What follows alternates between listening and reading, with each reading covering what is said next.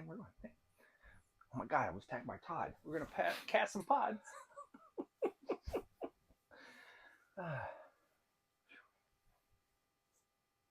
Ready? Yep, let's do it. Hey everyone, how's it going? How you doing? I'm great. Are you great? I've had lots of caffeine today. I'm doing well. You don't see caffeine over there. Where's your caffeine? It's in my hands. Oh. It doesn't go far. I just have water. I actually just finished my coffee not long ago. Well. So anyway, welcome everyone. Today we're going to talk about comics in the 90s. I hear a lot people complain, and myself included, about how terrible comics were in the 90s. What? I know. And a lot of it stems from Marvel going bankrupt and the Clone Saga and Death of Superman. Death of Superman. There was just a lot. And like a lot of the Image books in the 90s, some people view them in like rose-colored glasses, but most of them were terrible. What? Terrible. We'll talk about at least one that wasn't. We want to showcase books from the 90s that were awesome. Right. That nobody remembers for whatever reason, because the idea is that the 90s was terrible for comics. But my idea is that you were just reading the wrong stuff. Yeah, absolutely. You know, I mean, we all get into it, right? Like, well, I've been reading Spider-Man since 1962. Yeah. I'm not going to miss an issue. Well, you know what? Maybe sometimes you should miss an issue. And I will say, the Clone Saga, the end of it, where they brought Aunt May back and they were like, the one that died was a clone. I stopped reading superhero comics for 2 years. I read exactly 2 comics for 2 years, and we'll talk about both of them in a few minutes. So anyway, we're going to kind of give you what was really coming out that's good from the mainstream books, but then kind of go into the indie side of the comics where they really started prospering in the 90s. Yeah. Mainly because Marvel and DC weren't very good. Marvel and DC wasn't very good, but that's what we're trying to get out of this, is that Marvel and DC had some good stuff. Not everything was horrible. It was just there was so much other stuff to read, and then people kind of ignored. And a lot of it is that Marvel and DC basically wanted everyone to look like they were drawing for Extreme Studios for whatever reason. So every book looked the same. Right. And it was more about the art style than it was about the actual storytelling. Right. And the art style is what a customer once referred to me. He explained Rob Liefeld. The appeal is that Rob Liefeld is the punk rock of comic book artists. Right. He doesn't know all the chords. He doesn't have any technical skills, but there's an attitude. Ooh. Yeah. And that was the entirety of the mid to late 90s was trying to cash in on the attitude. Well, that was the whole Image thing, right? Yeah. Like that was the start of Image. It was, oh look, we're not going to use these little square boxes anymore. We're going to like take a whole page to draw 3 characters and stuff like that. But that's what people were looking at, and it kind of changed the way the comic industry looked. So for the most part, most people sit there and go, hey, the stuff in the 90s were bad. We're here to tell you it wasn't. It wasn't all bad. Once again, there's always bad stuff, but it wasn't all bad. So, and we're going to kick it off with, I just said, Spider-Man made me mad and made me stop reading superhero comics for 2 years. But one of the best books Marvel published in the 90s was a Spider-Man book, Untold Tales of Spider-Man. These issues, this comic took place in between the issues in that first year or so of Amazing Spider-Man. Right. It's Kurt Busiek and Pat Olliffe. It is, without question, one of the most fun and like, they did go in and retcon a lot of stuff because they're taking the stories from the 1960s, which were not very sophisticated, and then they're filling in a lot of blanks and showing a lot of the background characters that you saw in a panel or two, and then they kind of fleshed them out. So we got some really interesting Spider-Man stories based when Peter was 16 years old. Okay. Oh, well, was so good. Yeah. With that era of Spider-Man. Because he tried really hard to like... I'm going to show some art. You might not be able to see it that well, but... He tried really hard to kind of grab that feeling of like the early Steve Ditko years. Exactly. With the way he did his panels and the way he did like his movement and momentum. Anyway, Untold Tales of Spider-Man.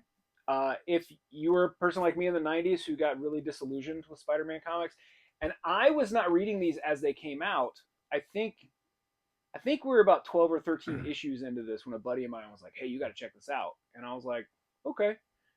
And the one big push that Marvel was doing with Untold Tales is they were 99¢. Yes, and that's what made me buy them. He was like, "You should get them; they're $1 a piece," and I was like, "Well, I can't argue with that logic." Yeah, so basically at the time you had, people were kind of unenamored with things because even then they were saying stuff was bad. But then you had Kurt Busiek and Pat Olaf come out with a Spider-Man book in between issues that was 99¢, and books then was $1.99. I think it was like half the price of a regular book at the time. So yeah, I mean, and so basically, that was big time for what they did. I'm trying to remember exactly what was it kicked off in 95.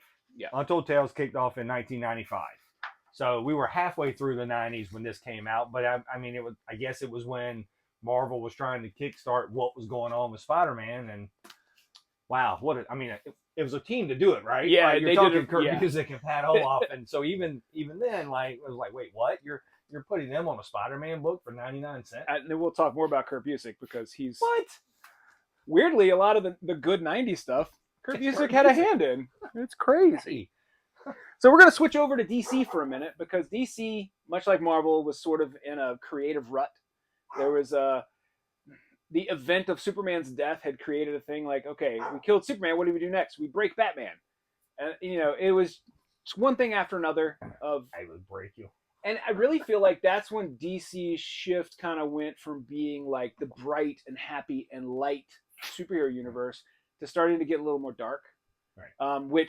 And they were trying to bring it. That was the whole point of like even Death of Superman, right? It was like they were like, some of our characters are old and tired. I mean, Superman's came out in the 30s, right? So and now we're in the 90s, and we're like, well, that's 60 plus years. What do we do? And to bring in kind of a younger audience, if you remember when Superman died, there was 4 Supermans that came out of it, and that's where Superboy came out of. With one of their other legacy characters, Green Lantern, we saw Hal go crazy and become Parallax, and then out of that we got a new Green Lantern, Kyle Rayner, which on the back we've got Kyle punching Parallax in the face, and I'm not going to ignore it. This is where the women in refrigerators trope started.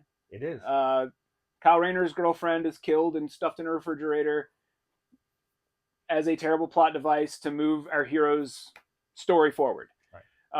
And this was done by Ron Mars and Daryl Banks, is who basically kicked this off. And while that initial like, oh man, this was a terrible way to start a story, really Kyle was, I think, well, Kyle's our Green Lantern. Right. Like, this is the Green Lantern that we read and loved as it was coming out. Right, because it came out in the 90s, and you're talking to somebody like me, like in the 90s, I just turned 20. And it was really like 10 years plus later when the women in refrigerators trope was given a name. So it wasn't a thing that we were thinking about critically when it came out. It was definitely a shock value, though. It was definitely like we had never really seen anything. Yeah, I put my comic down. Yeah, I ran into my mom's room and I grabbed her pearls so that I could clutch them. Yeah. And this came out in 94. Yeah. So once again, we're still in the middle of the 90s where things happen. But the Death of Superman was 93. So the Kyle Rayner. Yeah, they were definitely going for like, they wanted to turn their legacy characters darker or kill them, and then bring in new characters who are brighter. Like Kyle Rayner was an artist. Yeah. So somebody with the mind of an artist who's given a Green Lantern ring, he wasn't just making big fists. He was making complex, like sophisticated machines out of his Green Lantern ring. And it was a thing that as a person that read Green Lantern off and on forever, I'd never seen in a Green Lantern comic. Yeah. And we hadn't, because it wasn't things that Hal did, right? Like Hal may have made big things, but it were not overly technical. They were just basically, hey, I've got this Tonka truck. I've made a Tonka truck. I've made a giant fist. I've made an airplane, but it's a Tonka airplane. And most of the time, honestly, a lot of the Green Lantern things that they built were kind of jokes. Right. They were kind of silly looking, kind of funny. And then Kyle was doing these really cool, intricate things that, I don't know, they just did a really good job of sort of enhancing what the Green Lantern ring could do, and then giving Kyle, like, I don't know, he was cooler than Hal was. And he was closer to our age again. Once again, it was about, I guess in a way, when you start looking at DC in the 90s during this time when they killed Superman and changed Hal to be Kyle, and then even on our list is Wally West. Yeah. And replacing Barry, they were doing younger. So I guess at the time it was really DC's. They really kind of Ultimate Universe before Marvel did, but they just kept it in their standard universe. Yeah, Wally West is another one where like Wally is our Flash. Barry, much like Hal, kind of boring. Yeah. Not really that exciting. But they brought like a youthfulness to the character with Wally and Kyle, and then made them super bros the way that Barry and Hal were. But it felt like two friends going camping rather than two cops on the beat. Yep. So if you haven't read, like I said, and most of everything that we're talking about today, you can get it still in trade. Mm-hmm. You can get in an omnibus, or some of it is not, let's be fair, not overly expensive in single issues. Yeah. You can still kind of go out and get most of the Kyle stuff for a few dollars, most of the Wally stuff a few dollars. Untold Tales of Spider-Man, I'm not sure I've ever seen a whole lot of the single issues anymore, just because it was 99 cents at the time. So it was 99 cents. It was all ages. Right. I know my issues years later ended up in my kid's hands. He's still talking comics, not his other issues. Oh, my kids still ended up with those too. Different things though. They're different things though, right?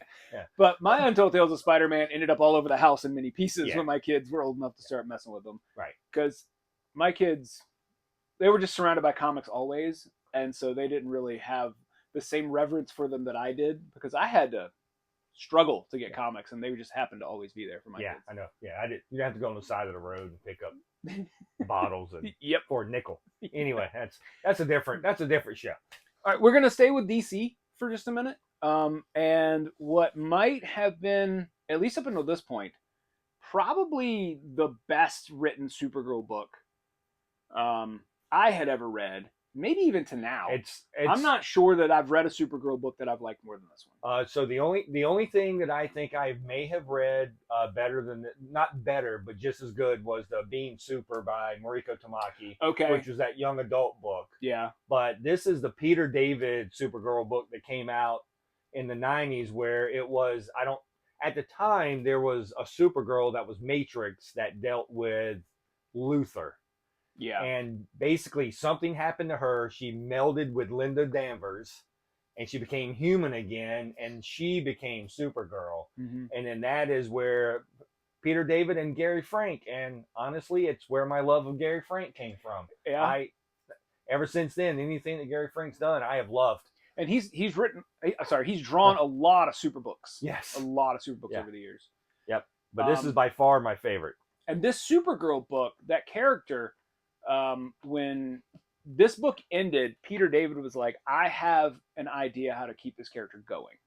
And DC was like, all right, we'll publish it. And so was it the first 6 issues? 12 issues? The first little slice of issues of a book called Fallen Angel were published by DC. And then I believe, was it IDW that picked it up after that? It was IDW picked it up. And that book ended up being really interesting. Right. They added a lot of mythology to the character, but like this Supergirl run, as far as DC Universe proper in the 90s, was one of the best things that they published. Yeah, and this came out, I think this started in 96 is when this Supergirl started. So, but yeah, it was Peter David, Gary Frank. It was a great grounding for the Supergirl character, for her, yes, the life that she had to now live on Earth and what she was dealing with. And once again, because of the way they took the Matrix character and merged her with Linda Danvers, it made her younger again. So once again, we're talking about a youth movement at the time for DC. And maybe at the time, like, once again, we're talking mid-90s, I'm 25, 26. Yeah. We're around the same age. Yeah, you're 50-year-old DC people, right? Like, yeah, you know, let's say it, like Frank. Yeah. One of our friends, Frank, like, he was older. Like, this wasn't going to be necessarily his thing, and mainly because it wasn't his Supergirl, but he didn't really give it a try. It was a change from Kara, right? Yeah. but the book itself is great. And then, like I said, if you ever see a Peter David book called, like Tommy said, Fallen Angel, it is basically the continuation of this Supergirl that they've done. And I loved this book like a lot. I haven't read it in a really long time, but I remember loving it when I did read it. Yeah, it was just so much stuff in it. But yeah, so that's another great thing was like, so once again, there was great stuff coming out from these companies, and we're getting ready to hit two of the biggest thing to come out of the 90s. That was probably the best thing that did come out of the 90s. And once again, most people know these next two things. Up until this point, most people probably didn't really pay attention to Kyle and Wally and Supergirl and Untold Tales, because I will tell you the one thing on Untold Tales that's interesting. It was a 99-cent book.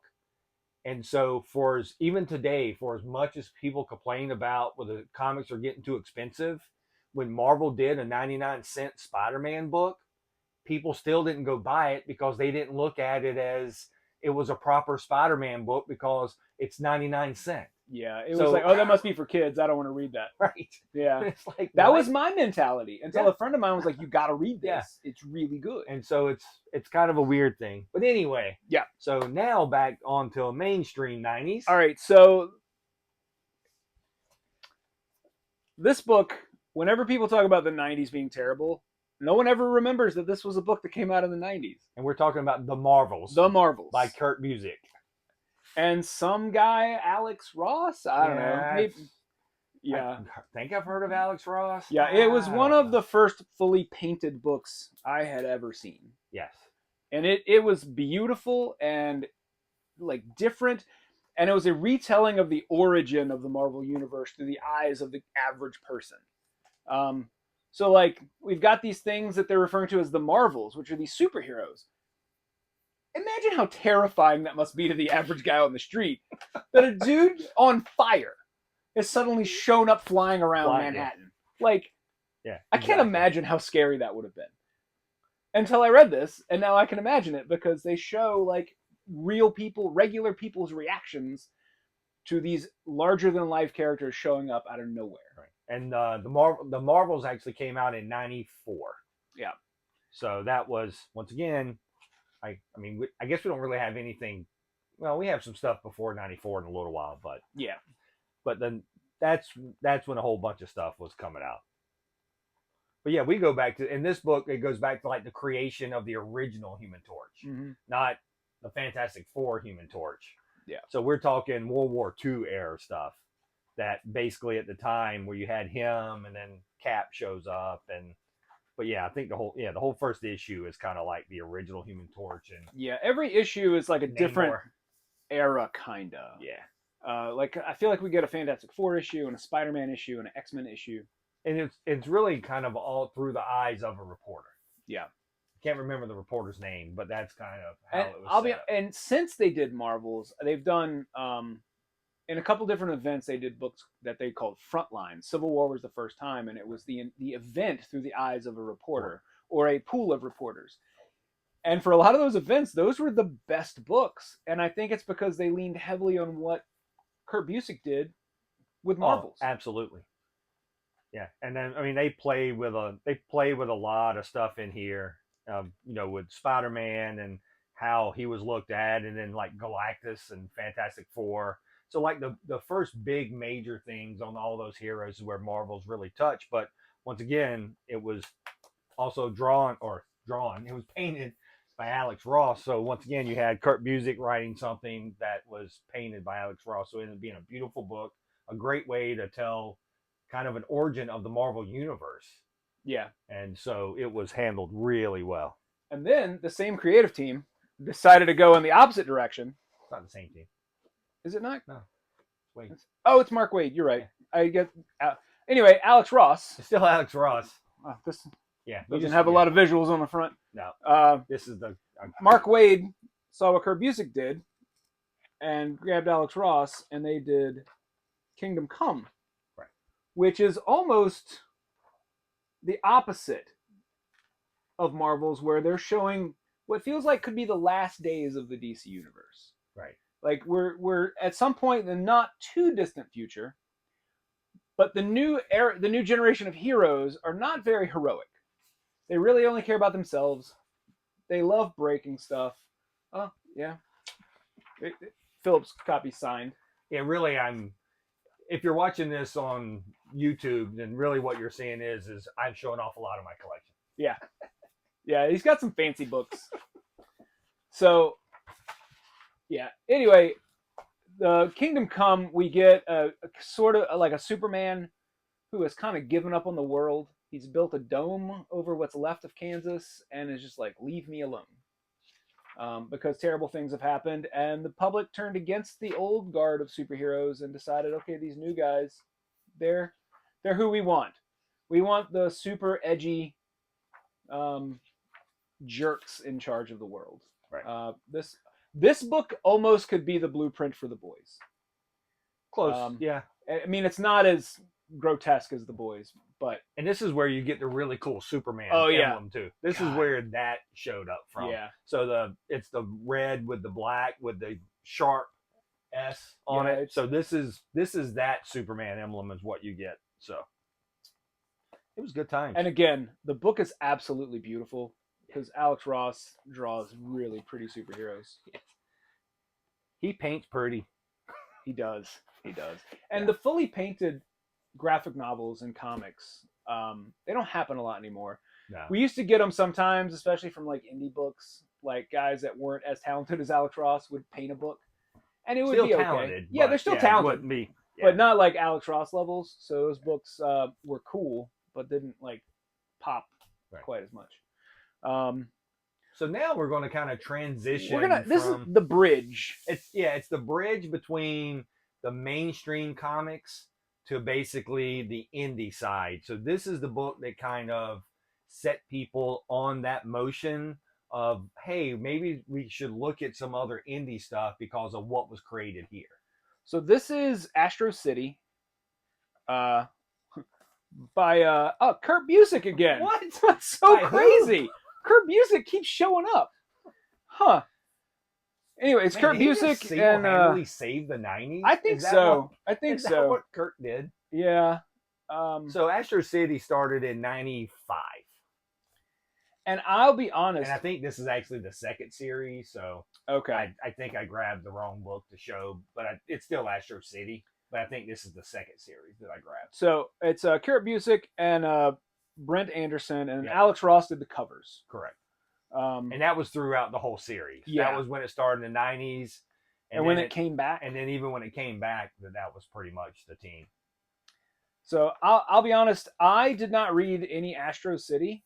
I read Top 10, which is in the same universe, correct? Top 10, I was told, was NYPD Blue with superheroes. And so I read that, and it was pretty cool. But this is... Yeah, so basically, Astro City was kind of... I guess at the time, it was Kurt's superhero universe. And so he created people that I guess you could, once again, everyone correlates somebody with someone. Mm-hmm. So you had like someone that was like the Superman or anything like that, but it was more grounded actually into the actual world itself. So they mingled more with the people, the powers mingled more. The villains were kind of like either weird aliens or like totems or things like that, but it all took place in Astro City. Mm-hmm. And so there was some on the police force, but it was more of the battles of should we have superheroes or not superheroes, that was over, right? Like 1 out of every 3 people was a superhero to begin with. Right. So let's not, we can't, that's not a ship that we're gonna use. These books started off at Wildstorm when Wildstorm was still part of Image. Still part of Image. And then when Jim Lee sold Wildstorm and moved it all over to DC, it went to Homage. Homage Comics. Yes. Astro City came with it. And there has been some new Astro City stuff since then. Right. Not a ton. Yep. Yeah, I'm looking in here, but yeah, I think this was the second series that we're talking, but it actually came out in the 90s. Yeah. It actually came out in 95, I think. So the first Wildstorm run, I think, was 95, 96, and then it switched to Homage So that went from like 96 to like 2002. And then it came back. But this was really your first bridge into indie superhero story. Yeah. Was Astro City, and all of it was excellent. Yeah, most indie superhero books up until then had been sort of one-off things. Wasn't usually very good. Yeah, I mean, because they didn't. Once again, when people do superhero stuff, they want to see world building. Yeah, and so if you didn't build a world around it, it kind of throws things off. And I feel like when Rob Liefeld did Youngblood, it almost offended Kurt Busiek, and he was like, "Let me show you how to do this." Right. And that, and that's I mean, once again, there's things in the 90s that other people love, or like we're giving you suggestions of the stuff that was good. Because, Tommy and I hear a lot, no matter where we go, that, hey, like, there was no good stuff in the 90s. And it just wasn't true. And we're only hitting on a bunch of it, right? Like, when we were looking up stuff, we found a whole bunch of stuff. Yeah, we had to truncate our lists quite a bit because it got overwhelming. Right.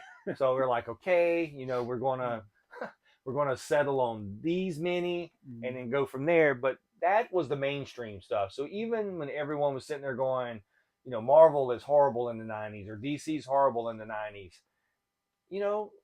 some of their books may not have been great. I didn't read all the books, just like I can't read all the books today, but there was great stuff. There was great stuff, not just good stuff, great stuff coming out from these. You just had to go read something that you wasn't necessarily used to. You had to take a chance. Right. I years ago, I had a debate with one of my regulars, and this was a long time ago. This was post Infinite Crisis, pre New 52. Yeah. But he was complaining because Superman wasn't very good at the time. And I was like, well, stop reading Superman.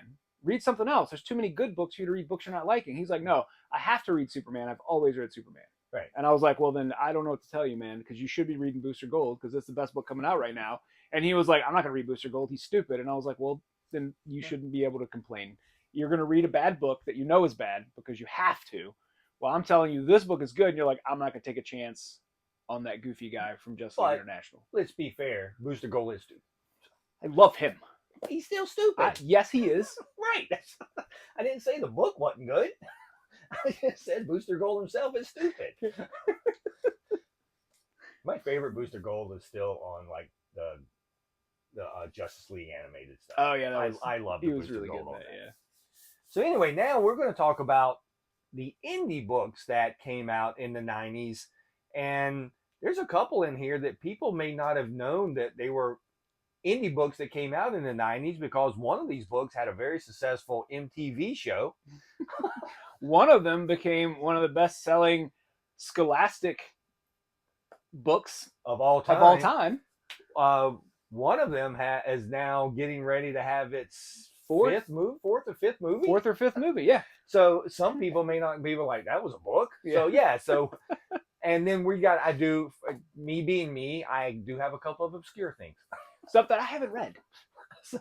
Right. So we will get to those too. But first, we'll start off with the book that, if you're a fan of anything we've ever done, you already know how much we love Strangers in Paradise and Terry Moore. So basically, the first thing that we're going to talk about, is Strangers in Paradise by Terry Moore.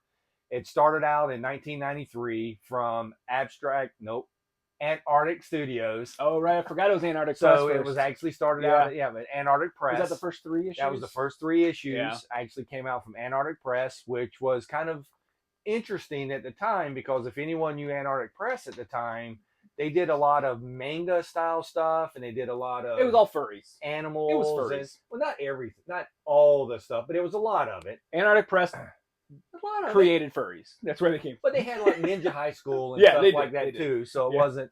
and that's where Warrior Nun came out of too, which was a Netflix show or something now. But anyway, so the first one we're going to talk about is Strangers in Paradise by Terry Moore, which it started in 93 and it went for years. Yeah, as an indie book. I think I started reading this somewhere around issue 30. I got into it very late and immediately read all of it at once.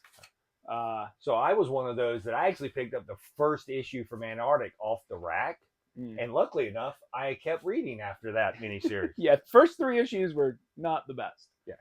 But, they were good, but yeah, once again, I kind of always relate it to the first 3 issues, kind of like to the Buffy movie. Yes, so very much. The first 3 issues is Strangers in Paradise, but you read the first 3 issues to understand the characters and a dynamic and to get a little backstory.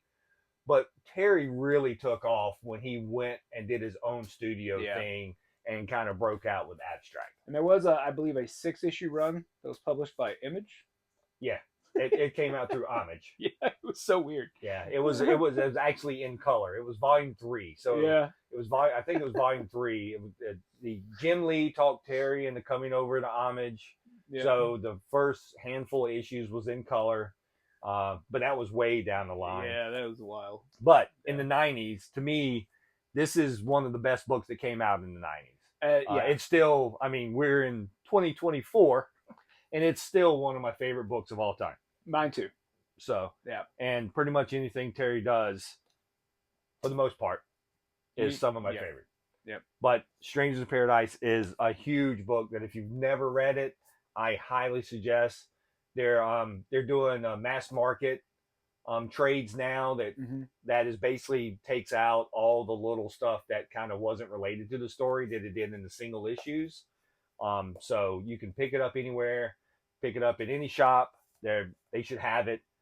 Everyone should be carrying Strangers in Paradise even today. Yeah, agreed. So, but that is probably out of this list, probably my favorite book. I will tell you, everything that we're getting ready to hit is. You're probably going to go, well, Phillip says everything's his favorite. Yeah. Well, this stuff, this indie stuff that we're getting ready to hit, like, I love the Marvel and DC stuff that we hit. I loved Astro City, like Marvels and Kingdom Come. For Marvel and DC, there was nothing better. The books we're hitting now, I'd much rather read over any of the other stuff that we read. Yep. And it all came out in the 90s. People just kind of ignored it for a long period of time unless you paid attention to indie. And if you were buying books at shops, some shops were reluctant to take on indie creators and indie books because they knew Marvel and DC were their bread and butter, and margins are always slim, even back then. All right, show off your fancy. So the next book is actually Bone by Jeff Smith. And yeah, it's my favorite. Like, once again, we're getting into stuff that we've never really seen before, right? Yeah. Like, you may have seen like snippets or something like that done in other books, but you've never really seen stuff done like these books. And Bone is another example with Jeff Smith that basically, if you were on the indie circuit, you knew who Jeff Smith was. You knew who Terry was. It took it by storm. Mm-hmm. And it's, as Tommy said, this book has become so successful that Scholastic actually picked it up. God, has it been 20 years now? Yeah, it's been a long time. It's been a long time. And so it's one of Scholastic's best-selling books as they continually print Bone in smaller volumes, of course. This is the entire collected because... So originally it was in black and white. Yep. Which is how I read it. I started reading Bone issue 2 or 3. I got lucky with Bone. And I actually think there was a Wizard magazine that showed Bone and Strangers in Paradise characters together, and that's what made me want to read Strangers in Paradise. Yep. But Scholastic put it in color and spread it out over multiple volumes, and now they're in basically every middle school in the country. And I mean, I think I have a couple of the Scholastic volumes. I don't really buy them because I have all the other original stuff, but I think the last time I looked, like one of them's up to like printing 30 something. Yeah, they're way up there. And Bone came out in 1991. Yeah. So I wanted to get that out there. So yeah, we're getting basically early now in the 90s. So once again, there's nothing good in the 90s. You're wrong. This is where I'm really telling you you're wrong. And if you've never read Bone, go pick it up. And once again, most shops, if they're carrying it, they may be carrying it in their all ages section because it's coming out from the Scholastic, but it's not designed that way, right? Like, it just works that way. Mm-hmm. But the stories itself is... If you enjoy fantasy of any kind, yes, which I'm a huge fan of fantasy, which is what kind of drew me to it. I don't remember what the cover was exactly that drew me in the first issue that I saw, but I was like, okay, there's monsters, there's regular people, there's dudes that look like marshmallows. I don't know. And his rat creatures. It's stupid rat creatures. Yes. So what I was saying earlier about the Clone Saga and Spider-Man making it so I only read 2 books for 2 years. One of those books was Bone, and the other book that I read was Madman by Mike Aldred and Laura Aldred. And so, all read. Sorry. I wasn't going to correct you. Yeah, sorry. When I say it too fast, my Phillipness comes out. It's Mike Allred and Laura Allred. So it's one of those things where, like in Spanish, when you have 2 L's together, it's a Y sound. In Georgia, it becomes a D. And just so you know, if you're seeing this, yes, this is one of my fancy volumes that they only made 300 copies of. Yeah. My favorite tagline I've ever saw about this book was "The world's only existential superhero." Yeah. And I had been reading the book for a while. I didn't read the Tundra issues until years later. Oh. I started with the Image stuff. And so just so you know, in the Tundra issue, because I turned to this page, when Madman basically starts in one of the first things he does is he eats someone's eyeball. Right See, here. What happened was there's a reason. It's fine. But once again, as Tommy will keep talking, this is one of my favorite things. I love Madman. Like, I have all kind of Madman stuff. I have books. I have dolls that Mike Allred's mom made. like he did Balsa Wood Plains back when this was coming out in the 90s. Got all of that. Like, if it was a Madman product, I pretty much And then we have a box of Balsa Wood Plains at the shop from a Kickstarter that Phillip helped out with for some Mike Allred Madman stuff. Every time I'm like, oh, what is this box? And I'm like, it weighs not. Oh, it's Balsa Wood Plains. Right. I'm going to throw this away. No, you're not. It's my planes. Those are new, though. That's not the old ones. Those are from a couple years ago. Yeah. Yeah. But anyway, keep talking about Madman. Sorry. So I got into Madman, like the first Image issue. It was just the cover jumped out at me, and I picked it up. And like I said, for 2 years, Bone and Madman, those are the only 2 comics I read. And neither one of them was on a particularly regular schedule. So sometimes I would go 3 months and not read a book and not have a book to read. But it was okay because the books I was reading were amazing. Right. Yeah. Like for me, some of my favorite books of all time came out in the 90s, and it was all small press stuff. It was all weird stuff. 100%. That like I from said, publishers nobody had ever heard of, like Dark Horse. Right. Yeah, like I couldn't, and like even then, right? Like they were doing Dark Horse then. We're not talking about it, but they were bringing over manga. Yeah, and I didn't know anything about any of that. Yeah, so they were bringing over manga in the 90s that I guess the stuff didn't really come out in the 90s, but the books came out in the 90s over here because Dark Horse was one of the first people, and that's when you had we had Tundra that was doing Madman, but then it went to Dark Horse and things like that. So you had these indie things that was bringing over good stuff, but people were missing it, and Madman was one of them, and that whole universe exploded. But it once again, as I'm saying, all this stuff you should be able to find in any kind of trade or hardcover form now. I think Madman just ended its omnibus run. Yeah, it was this is 4 or 5 of them. Yeah, so there's 6. The 6th one just came out. The 6th one actually that just came out is really cool because it is the graphic music stuff that was really pre-Madman. So Madman wasn't in the book, but the actual character kind of was before he was Madman. And it's just Mike Allred being weird because he wrote some weird stuff. Yeah, he did. Yeah, and like all of it is excellent. It's so good. Excellent. And I know I've said some mean things about Image, mostly about Extreme Studios, but there were some amazing books that Image put out early on. This being the most amazing one. It's The Maxx. The Maxx by Sam Keith and William Mesner Lopes. Like, what in the world is this book? So most people, and this is, I'll say it, most people may remember this book as actually being on MTV. On Liquid Television. Yep. It was one of MTV's animated series that they put on. But just so you know, this came out before the animated series. So they took the animated series and kind of took the comic and turned it into the animated series.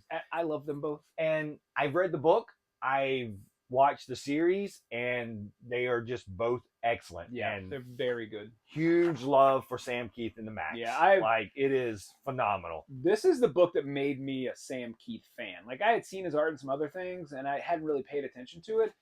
But just how weird his designs are. So that's the thing that, and this is a whole nother show, but that's the thing that people forget sometimes, is people forget that if you give an artist the right project, their art is 100% perfect for it. Mm-hmm. And so, like, I don't know if I would want to see Sam Keith drawing Spider-Man all the time, but on the Maxx, it's beautiful. And then later on, he even did the Maxx and Batman. That was wild. That was wild. Yeah. But it goes so well, right? Yeah. And it's kind of like a lot of people say they don't like Ryan Sook, but like when you see him on his Hellboy stuff and all that stuff, it's phenomenal. So you got to look at what they're doing versus I just don't like that style. Yeah. There's a few artists whose style I typically don't like, but when they're on the right book, oh boy. Yeah. It works like, really well. Sam Keith is just amazing. Like he is truly underrated for what he does. Whether you like his style or not, I mean, well, you should like his style. Yeah, on anything. And honestly, his page compositions, the way he lays his panels out, is so weird, and sometimes feels erratic, but it's always for a purpose. Yeah, there's always and to be fair, I probably don't even give Sam Keith enough credit for something that I love so much. When I'm talking about like Mike Allred or Terry Moore or Jeff Smith, I don't usually put Sam Keith in that realm because I guess Maxx was a much shorter series. But that's really unfair to Sam Keith. And like he can also draw like very small character driven personal stories. He did that book For Women, which was mostly set in the car. Yes, absolutely. Most of the book is just in a car. I love it. Sorry, the other thing that you're going to find out about this is we're going to look at books a lot while we're talking about it. All right, these next two, sadly, I have not read. I know about them, but I have not read them. Oh, God. All right. So the next one that we're going to talk about is Stray Bullets by Dave Lapham. I think it's Lapham. Whew. And basically, this kind of all starts off in Baltimore. So it kind of starts off in a Baltimore suburb. Stray Bullets in Baltimore? Yeah. Huh, and it's a whole bunch of...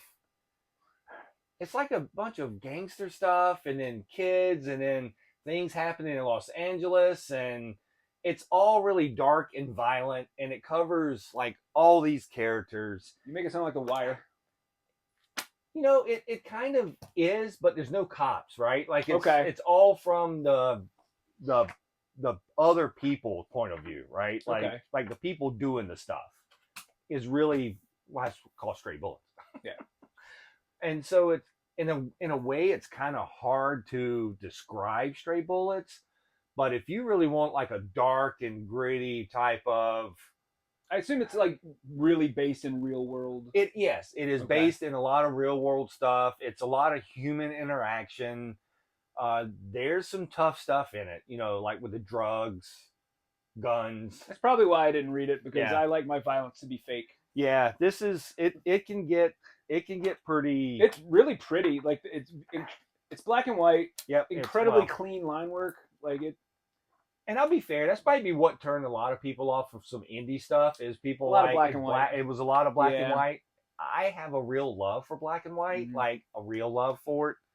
But Stray Bullets, if you really like really dark crime noir without the cop side of it, like they may show up, but this is kind of really it. Like Dave Lapham did an amazing job, and it's just craziness, and it kind of gets a little hard sometimes. Okay. But it is phenomenal. Well, you mentioned craziness. Every one of these I've ever flipped through has been absolutely bananas. Like look at the tiny panels on the back of this giant comic. So basically Tommy is holding up Acme Novelty Library. And I will tell you that this is another one of those things that most people can't get into, mainly because of how it's laid out, how it's done. And every issue was actually a different size. So one would come out and it could be like 4 inches by 5 inches. One could come out that's like this size. One came out in a box. There's literally a cube. It's a cube that's like, it looks like gold leaf all around it. Yep. It's very pretty. I've never opened one up to see what was in it. But yeah, I remember when I first started working at Richmond Comics, Frank was a big fan of this. So we had a ton of random Acme Novelty Library stuff floating around. We had a ton. But it is a bunch of just silly stuff. It's from issue to issue. There were stories that was connected. One maybe by a mouse. One maybe by a different character. Something may not be connected at all. There was like superheroes. There was Quimby Mouse that ran through most of it, and it was just his little stories, but it would be how they just put them together, and it was artistically, it was brilliant. You know, it's not going to be for everyone. We know it's not for everyone, but literally artistically, it was one of the most brilliant stuff that came out from Fantagraphics. I will say that a lot of the art students I knew at VCU in like the late 90s, early 2000s loved. Yes. Like this was like an art student's dream project. Yeah, just the layouts of how everything is done in the Acme Novelty Library. And like I said, there's a ton of them. I only brought out the 2 large ones because it was the easiest ones to get to. Because, like I said, there's a bunch of them. You can't just put them in a regular box because they're either tiny or they're weird shape. They're all weird shape. And for comic book collectors, when your books are all different sizes, a lot of them just lose their minds and cannot. And I get it. Like, if I can't keep it all together in one place, it's problematic. And that really wasn't Acme Novelty's library thing. And like I said, it was just a bunch of short sketches of, sometimes they would be wordless. And sometimes they would be words, and sometimes it would you just follow along with the pictures. And they're letters pages, or I guess these are up in front. These are essays. Yeah, they're essays. And I can tell you, as an old man with bad eyes, I would need a magnifying glass. But then there's like letters, which if you're a fan of the letters page in comics, which most and of like us I are. said, and some of these were very well done in their essays and everything. So it was a great thing. Like I said, I will admit, this is not for everyone. If you're on the art side of stuff, you're going to love Acme or if you're Library. Graphic design. A lot of what goes on in this looks like really intricate, very cool graphic design work. 100%. It is 100%. And so if that's what you were looking for in the 90s, this was it. Honestly, if you're looking for it today, in the year of the 2020s, you should go search out Acme Novelty Library. You'll still be able to find them in a lot of places. I think they're kind of doing a reprint. I think they're doing some reprint. It's hard to do some of the stuff reprinted. Yeah, they're it's such odd sizes. Yeah. But we left this for last because it was good stuff that was coming out, but it is not going to be. It's definitely not any kind of not for everybody. But we did decide to pull out what is probably right now, of all the stuff we've looked at, the most famous, most ubiquitous indie character in media today, right? Which is Mike Mignola's Hellboy. Yep. Which we're about to get our 4th feature film. Yeah. There's been some animated stuff. Yeah, there's been 2 or 3 animated movies. Yeah, and there's been untold countless comic books featuring this character. Exactly. And BPRD, and like it all spun out of here. And there's been tons of toys, and like it's Hellboy is. Now, on its surface, Hellboy is a horror comic about a demon from hell who was called up as a baby, and he now works for the government fighting other monsters. But the Nazis called him up. Yeah, the Nazis called him up, and then the U.S. government was like, actually, we're going to save this kid. And then one particular guy was like, actually, I'm going to save this kid. And then there's a fish guy, and there's a gas guy, there's a fire girl. You know, there's all this incredibly weird cast of characters. There's a werepanther. He's a panther, right? Yeah. That we meet later on. Yeah. the list goes on and on of crazy characters that were introduced in this book. But really, at its core, it's about this superhero team that's more of a family than a team. Yeah. Like, they fight, they bicker, they fall in love, they fall out of love. Like, it's... Yeah, and I think the thing for me that was always... When people read books, they always want to relate, right? Mm-hmm. Like, they're like, I want to relate. And then people will look something like at Hellboy, and it's like, well, here's a Hellboy that's summoned from hell. Like, how can I relate to that? Well, the way you relate to that and the way it hits me is, here's a guy whose whole upbringing was to destroy the world. Yeah. And he goes, you know what? I don't have to be what I was raised to do. It's the ultimate nature versus nurture. Yeah, 100%. Like, he was designed to destroy the world, but because his father figure loved him, yeah, and taught him how to love, he was like, I don't want to be the and he loved destroyer pancakes. Yeah.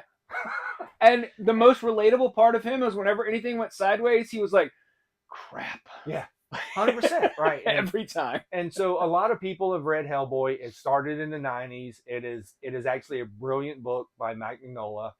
It's still, parts of it is still coming out. He's doing things in different years now. It's still all in print. You can still get it. I highly suggest that if you don't do anything else, go get the first trade, which is Seed of Destruction. And it's usually together with like the Wake the Devil. Those are the first two stories, and read those. If nothing else, Seed of Destruction. It is. And Seed of Destruction was part of what they used. I think Seed of Destruction and Right Hand of Doom are the two stories that they used in the very first Hellboy movie. Yeah. And then every other movie, they've used other stories. Right. And which I love. Yeah. And usually, because most of the Hellboy stories are short, like, each of his movies is like 2 to 5 different Hellboy stories spliced together. Right. Which I love. Yeah. And so Hellboy basically ends our whole compilation of the 90s, especially on the indie side. Like I said, there was a ton more stuff that came out in the 90s that was really good. Even some of the stuff that people said was bad in the 90s was actually really good. Like, I'll actually touch on, I actually like the death of Superman after he died. Yeah, the first time I regularly read Superman was after he died, and there were 4 different people who were clearly not Superman. Right. But 2 of them, everybody was like, well, maybe that is Superman. Like, the guy in the metal suit and the little kid, clearly that's not Superman. Right. But the Eradicator. Yeah. Cyborg Superman, those could be Superman. Yeah. So those 4 different stories were really intriguing, and they only let them go on for a year. Yeah. And then they brought Superman back. Right. And we were like, oh, cool. And how bad can it be? Because at the end of that, we got the iconic black Superman with the silver S costume. Yeah. Like, come on. Yeah. So the 90s was an interesting time in comics. A lot of things were going on, which we actually are going to do more shows on the whole fall of Marvel and all that stuff. And we get it. We get that there was things going on, but at the same time, there were so many good things coming out, so many good books, so many good tie-ins that it kind of got ignored because, well, my favorite character is Aquaman, and his book's awful. You're right. It's Aquaman. Like, let's read the New 52 Aquaman. You'll be fine. Yeah, I know. I'm just saying that, like, my favorite character is Spider-Man. I don't always read Spider-Man because I don't like some of the stories. I just stop. We both skipped. I don't remember how long. It was at least a year. We both skipped at least a year of Spider-Man in the not too distant past because we were like, not for us. So yeah, so when you're going out there, and especially if you're new readers and you're hearing like older people sitting there going, well, the 90s were awful. Sure. Was there bad books? Absolutely. Yeah, there's always bad books. Yeah, there's always bad books. But there's a ton of great stuff that's always coming out from good creators that you just don't always look for, but you have to look for them outside of that because they don't always have Marvel and DC on it. And if you're unsure, if you're like, man, I hear all this negativity because the internet's very negative, go to your local comic shop. Yeah. Talk to the people who are there. If they're overly negative, Google where the next comic shop is. Yeah, absolutely. Like, you should be able to find a group of people who love comics the way that you love comics and will happily talk to you about what they like. Yeah. And what they like may not be what you like, but you'll at least find somebody to talk to who loves comics. Exactly. So in every generation, there's great comics. Yes. And the 90s was no exception. So no matter what you hear, the 90s was good stuff. You just had to look for it outside of your maybe what normally you were looking for or what you were expecting. I feel like we got lucky because the comic shops that we were going to at the time had people that really liked comics. Yeah, absolutely. Because I remember even back then I would go to a shop and there'd be some cranky old dude who were like, comics are terrible now. They were better when I was a kid. And I was like, but I like comics. Yeah. Please help me find new comics. Yeah. Well, yeah, things sometimes were better when you were 10 because you didn't understand half of what you were reading. You know, when I didn't understand subtext, everything was easy. Everything was easy. Right. I don't know what that picture means. I'm just moving on. Yeah. So, but anyway, so that's our trip down the 90s. We will let you know that there is going to be a second part to this to look for, and we may not tag it into here, but go search because it's going to be on our After Dark show. We're going to talk about the more mature level books from the 90s that kind of fell outside of this range because of the topics. They came out from DC, which was Vertigo. We've got got indie stuff. We got some indie stuff. Yeah. So it's a whole bunch of stuff, but we're going to talk about that more in depth on the one of our After Darks. So go look for that. It'd kind of be the same title, the 90s. But considering this isn't an After Dark, I may not peg it here. Yeah. I may not tie it into the down below. But I think that's going to be an interesting show too, because of the books were excellent. The topics were wow. Yeah. And so I'm excited to talk about those. Yeah, honestly. So that will also be coming up. So we're hitting all the 90s stuff from everything through all ages to adult, and now we're going to hit the mature plus. So yeah. All right. Well, cool. Anything else? I think that's it for this one. All righty. Well, thanks a lot, everybody, and we'll talk to you next time. Bye. Bye. Bye. Bye, everybody.